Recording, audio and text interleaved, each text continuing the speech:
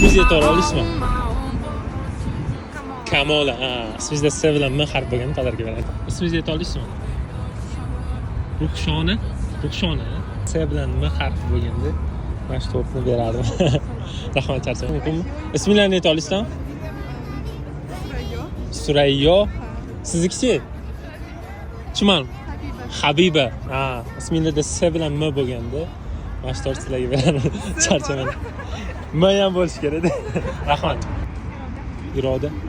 İsmingizda S bilan M harfi bo'lganda pодарка beradi. Charchamayman. Bayramingiz bilan. İsmingizda S bilan M harfi bo'lsa pодарка sizga beradi. Nigina. Charchamayman. Assalomu alaykum. Yaxshimisiz? İsmingizni aytib olasizmi? Jasmin. Jasmin. Jasmina-da, shunda to'g'rimi? İsmingizda S bilan M harfi bo'lganligi uchun bu pодарка sizga. Bayramlar bilan tabriklaymiz. Mana bu suv ham sizga. Ichida bitta ko'rsatib o'taman. Hotline energetik bor. Turetskiy kerakli energiya beradi. Charchamanglar, bayraminglar. Menga obuna bo'lganmisiz? Mr. Jasurbek.